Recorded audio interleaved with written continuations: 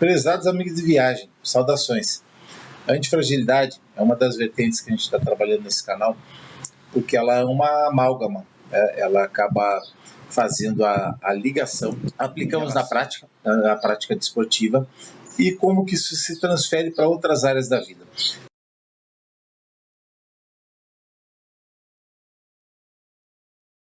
Então hoje eu vou apresentar algumas informações de cunho científico e prático, né? Tem que ter o conhecimento, óbvio, você tem que estudar para saber como é que você vai aplicar determinado conceito, mas se você não praticar, você tem pouco controle sobre ele. Mais ainda, né? Talvez mais importante do que isso, não faz muito sentido eu ter alguma coisa que seja benéfica, que eu estou sugerindo para que as pessoas façam, e eu não aplicá-la. Tá? Por isso, a gente vai fazer essa abordagem, mostrando como algumas pesquisas confirmam essas informações no esporte. É um artigo que trata da antifragilidade no esporte. Nós já tivemos o primeiro vídeo de apresentação do canal, dizendo que está utilizando a antifragilidade nesse contexto mais geral, né? Nesse contexto voltado para a vida, para a saúde e, obviamente, para o esporte.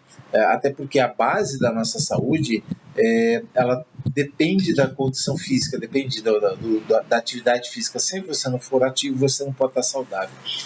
Esse trabalho desenvolvido no esporte como um meio de estudo para o conhecimento da antifragilidade, né? Uma aplicação prática no próprio esporte. Então, e aí esses autores, eles fazem a seguinte consideração já no início, aqui no resumo. O comportamento persistente, o padrão de persistência, ele chama de resiliência atlética. O atleta que não tiver uma resiliência esportiva, ele vai desistir. É porque você lida com a adversidade, lida com o desafio todos os dias. Quando você vai para um treino, você já está esperando que vai ter uma certa dose aí importante de desgaste, de cansaço e de dor. Você tem que lidar com isso, tem que aprender. Normalmente uma carreira que é mais duradoura, ela tem todas essas características de você lidar melhor e aprender com esse padrão de estresse. Tá? Ele utiliza alguns termos aqui que eu vou mostrar aqui na sequência, que são termos talvez novos para algumas pessoas, né? E que eles estão procurando colocar isso no campo de pesquisa como uma terminologia adequada para tratar dessa antifragilidade. E uma das considerações é que esses atratores dinâmicos, eles levam a um comportamento resiliente. Aí ele usa esse termo dinâmica metastável, que é o resultado, tema que permanece posicionado mesmo no limite de situações críticas, né, da criticalidade de uma determinada situação. Tá? Ele tem uma adaptação positiva à adversidade, né? E, obviamente, isso depende de resiliência. Mas a resiliência, e a gente vai ver já aí à frente, não é o suficiente. Já comentamos também no outro vídeo sobre a antifragilidade, que a antifragilidade é o aprendizado para se tornar melhor perante o estresse. A resiliência é tolerar o estresse. Isso tem uma diferença prática na hora de eu utilizar esse comportamento psicológico, como que eu reajo e como eu modulo as minhas ideias e os meus comportamentos a partir disso. Então, essa oportunidade biológica de hormese, de resposta ao estresse, ele tem relação com a performance atlética. E a hormese, e nós já publicamos sobre isso uma obra sobre fisiologia, né? Nessa obra a gente já trabalha com esse conceito aqui de hormese e mostra a importância dessa dose-resposta. Não pode ser alta demais, não pode ser insuficiente, que não cause estímulo. Voltando aqui para o artigo, ele procura trazer uma quantificação para criar um índice de antifragilidade. Esse índice de antifragilidade estaria relacionado a essa plasticidade fenotípica que está do treino. Qual é essa plasticidade fenotípica? É o quanto que eu mudo tanto em termos de performance como em termos de macroestruturas, né? A minha morfologia, composição corporal, massa magra, que obviamente está interligado com a performance, está interligada com a sua com o seu fenotipo, com o seu nível de desenvolvimento, tanto muscular como excesso ou falta de gordura corporal. Então, essas abordagens, elas trazem uma série de informações para o campo que eu posso utilizar para melhor preparar meu atleta. Eu vou dar alguns exemplos práticos na sequência. E aqui eles compararam dois tipos de atleta, dois modelos, né, de atletas submetidos a estressores ambientais. Aqui embaixo tem a complexidade, né, do estressor, que vai de um nível muito baixo até um nível muito alto, e aqui nós temos o atleta A e o atleta B. E eles fazem um comparativo desse desempenho. A área sobre a curva é a modificação fenotípica, ou seja, o quanto que ele mudou em termos de performance, quanto que ele melhorou, seja em qual medida que estaria sendo utilizada para desempenho, pode ser força, desempenho, velocidade, enfim, naquela modalidade em específico, e o fenotipo é também aspectos de mudança, de alteração de composição corporal. O que a gente observa no atleta B? Ele tem uma curva mais achatada, né? Ele não se altera tanto com a mudança ambiental, ele consegue manter mais estável. Já o atleta B, o atleta A, né, nesse caso, o atleta B, ele tem uma alteração extremamente significativa, né, quando ele começa a ser submetido a níveis mais intensos. Esse atleta, ele mantém mais estável, mas no final ele também cai. Só que a queda desse atleta B, quando ele chega num nível muito estressante do ambiental, é muito drástica. O que caracteriza? Que o atleta A é um atleta mais resiliente e o atleta B é um atleta antifrágil. Tá? Significa que há uma mudança do tipo de estímulo. Isso aí também leva para a gente a informação de que eu teria que saber como trabalhar com diferentes personalidades, porque isso pode ter efeitos diferentes no resultado. Então, a conclusão deles nessa figura é que ambos atletas da área sobre a curva têm a plasticidade fenotípica, que eu já comentei. Isso pode ser claramente visto como uma plasticidade fenotípica similar aos valores que podem ser manifestados na variação de diferentes caminhos para caracterizar a performance. Manutenção da condição de fitness do atleta A comparado ao crescimento da condição fitness do atleta B, nos mesmos estressores, né, com nível de estresse. E aqui, mais à frente, eles têm um outro gráfico que mostra que tem um nível de estresse otimizado. Quando eu pego a complexidade ambiental e vou aumentando, eu tenho um nível otimizado. Quando eu vou aumentando ainda mais esse nível de complexidade, né, tornando cada vez mais difícil o ambiente, eu vou decaindo também a performance. Significa que tem uma curva similar a um sino, né? Ela vai aumentando o nível de resposta, de adaptação, de melhora, mas chega num nível otimizado. Se eu continuar ainda aumentando esse nível de estresse, ele começa a piorar. Se a gente levar para a vida profissional, por exemplo, para onde eu não sou atleta, mas sou um trabalhador, por exemplo, os professores têm síndrome de burnout num nível muito mais alto do que a média de outros trabalhadores. Significa que o estressor de adaptação que ele está submetido já ultrapassou aquele nível otimizado que nós mostramos no gráfico. Então, isso precisa ser aproveitado de uma forma inteligente para que eu utilize esses estressores para que eu cresça, para que eu melhore, para que eu avance. Eu não posso imaginar que eu vou ter um mundo sem estresse, né? Um mundo otimizado, sem nenhuma condição que desequilibre o meu emocional. Isso é utópico e irreal, nunca vai existir. Mas também, se eu colocar num nível de estresse muito alto, eu vou ter uma piora. Então, isso aí a gente pode aprender com o esporte e tirar proveito disso para as outras áreas. Nesse livro que a gente escreveu, que eu mostrei anteriormente a capa, nós escrevemos 3 capítulos, né? Um relacionado à célula, outro relacionado à contração muscular, né? O músculo como um todo, né? A fisiologia muscular, e esse sobre bioenergética, que eu coordenei aqui juntamente com o grupo aqui do nosso laboratório e orientados de pós-graduação. Nesse capítulo, o que a gente aborda é os aspectos fisiológicos da produção de energia, né?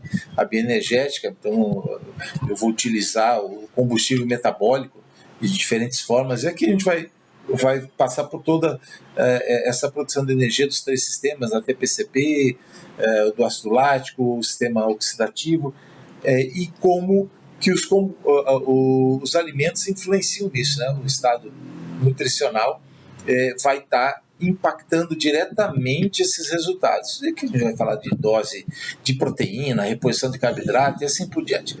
Mas, pertinente ao que nós estamos falando agora, quando a gente chega nesse tópico, vou mostrar aqui para vocês, relacionado aos sistemas de produção de energia condicionantes das atividades físicas, né? Quando nós chegamos nesse tópico, invariavelmente vai ser abordada a questão psicológica. A primeira abordagem é dessa lei de Yerkes-Dodson, que já tem mais de 100 anos, onde eles fazem aquela observação da mesma curva que a gente mostrou lá da resiliência esportiva, né, da antifragilidade no esporte. A gente encontra aqui. Ele buscou isso nos profissionais de uma forma geral, né? Se eu estou numa zona de conforto, tem pouco desafio, eu tenho pouco resultado de adaptação, mas já tenho algum resultado. Se eu ficar nessa zona mais à esquerda aqui, aborrecido, preguiça, você não tem resposta, né? Você precisa de algum tipo de estímulo para você poder sair dessa zona de letargia e produzir. Isso não é só no esporte, isso é em qualquer área. É a zona de fluxo que a gente fala na parte de negócios, de estudo, de desenvolvimento de ideias. E a zona de aprendizado e produção está aqui no meio. Se eu continuar com esse nível de estresse, por exemplo, pessoas... vamos usar o exemplo de estudo, né? Que ultrapassa o número de horas razoável de estudo por dia, tá? Vai fazer um vestibular, porque está no doutorado, alguma coisa do tipo, ela começa a entrar numa zona de estresse. Se isso continuar, ela pode chegar até o nível de burnout, que é o que ocorre com muitos dos professores na atualidade, o que não é nada saudável. Dose de estressor, como a gente já mostrou, eu tenho uma dose otimizada para uma resposta. Isso equivale para remédio. Se eu usar a dose de medicamento adequada, eu tenho uma resposta orgânica de recuperação, de melhora e assim por diante. Se a dose for excessiva, ele vira veneno. E isso não é somente para medicamentos, né? Isso é para uma adaptação física e fenotípica em todas as condições que eu estou buscando desenvolver na minha vida. E aqui, novamente, esse conceito de antifragilidade, ele vai estar associado a esse aprendizado, né, para que eu tenha uma melhora quando submetido ao estressor, e não apenas o suporte, mas sim que eu consiga ter um avanço, eu fique um tanto quanto mais preparado, mais sábio, mais capaz de lidar com certas condições que eu não tenho total controle, mas eu aprendo a responder de uma forma inteligente a essas situações e não apenas de uma forma emocional, de uma forma emotiva. E agora eu vou começar a entrar de uma maneira bem aplicada. Primeiro vou mostrar um conceito teórico em relação a isso, e aí vamos para uma parte aplicada, de como que eu posso utilizar isso no treinamento, né? Eu posso fomentar esses estressores para que o indivíduo fique mais preparado, mais bem preparado, né? E aí nesse livro aqui, é um e-book que eu acabei de publicar, né? Tem um tópico que a gente vai falar especificamente sobre essas mudanças técnicas e o que isso do ponto de vista fisiológico é alterado a partir da mudança técnica. Vamos lá já direto no ponto que interessa para essa nossa conversa do momento. a interação da fisiologia e da cinesiologia. Tá? Quando eu faço essa abordagem, eu vou estar considerando que tanto a técnica como o gasto energético metabólico interfere no resultado do exercício. É uma via de duas mãos. E eu vou mostrar aqui algumas coisas derivadas de pesquisa que eles mostram. Por exemplo, vamos usar o agachamento e eu já vou passar para vocês alguns exemplos na aplicação de campo. Um aspecto prático da interação dessas duas disciplinas é a mudança técnica, mudando a questão metabólica. Por exemplo, ao executar o exercício de agachamento em diferentes profundidades, existem alterações importantes no impacto desse exercício causa nas articulações envolvidas, bem como no custo energético. Assim, a posição do joelho altera a ativação dos músculos quadríceps e glúteo máximo. O agachamento isométrico pelas costas a 90 graus gera maior ativação muscular geral, enquanto a 140 graus gera menor ativação. Eu vou mostrar para vocês aqui na prática. Seria esse agachamento aqui com a maior ativação, esse agachamento aqui com a menor ativação, e aqui na parte prática eu demonstrando esse agachamento a 90 graus. Falar, mas agachamento profundo não é o que mais pega? É o que mais pega a parte da musculatura posterior, né? O glúteo especialmente. Mas a maior sobrecarga, o maior peso carregado, ele está nesse ângulo de 90 graus, porque é a maior distância do eixo, que é o meu joelho, até o quadril, que é onde está vindo a aplicação da força. Então eu tenho uma alavanca, um braço de resistência maior nessa posição angular. Consequentemente, a sobrecarga na musculatura é maior. Na parte prática, como que eu posso utilizar, esse estressor? Uma forma de utilizar esse estressor é eu aumentar cargas. Vou aumentando as cargas, eu tenho um nível de estresse também aumentado. E isso vale para todo mundo. Então todo mundo deveria chegar na academia e pegar muito peso? Não, é óbvio. Isso tem que haver uma preparação prévia, você tem que ir progressivamente. Mas essa progressão já é um aumento de carga dentro da condição de cada um. O indivíduo menos condicionado vai ter uma progressão proporcional ao que ele pode. Mas conforme eu vou avançando no treino, usando aquele conceito do Nietzsche, o que não me mata me fortalece, tomando esses cuidados, porque tem risco, cargas muito, muito elevadas, eu vou ter benefícios também. Então, não tenha dúvida que eu vou ter resultado, e o aumento de carga é um estressor importante. Mas é o único estressor que eu posso utilizar? É claro que não. Eu posso utilizar, por exemplo, uma coisa que é bastante importante como estressor, eu utilizar exercícios que eu não estou acostumado. Estou numa situação diferente daquela que eu estou ambientado, isso já é um fator de estresse. Quando eu estou fora do meu ambiente habitual, eu já tenho uma situação de estresse aumentado. Por que isso é importante? Esse exemplo prático, eu estava em viagem, estava passando mais de um mês fora de casa e eu não fui para a academia. Então eu fiz adaptações do treinamento utilizando a gravidade, utilizando o peso corporal, para conseguir um ajuste do meu treino e manter o nível de desenvolvimento de força, etc., que eu faço regularmente em academia. Por que é um estressor? Porque não é um exercício da forma como eu estou acostumado a fazer regularmente. Esse aí é um exemplo só, tem várias formas de fazer. Nesse outro exemplo aqui, usando tentando aplicar a velocidade, o máximo que dá para ir com o peso, a idade, peso da idade, peso corporal e o peso da subida, juntando todos esses pesos. Mas esse é um estressor. Mesmo assim, eu consegui numa situação como essa, e numa das oportunidades eu fiquei mais de 2 meses fora do meu ambiente que eu estou acostumado a fazer minhas atividades, não fui nenhuma vez para academia, fiz todas as atividades assim, e meu nível de força caiu muito pouco.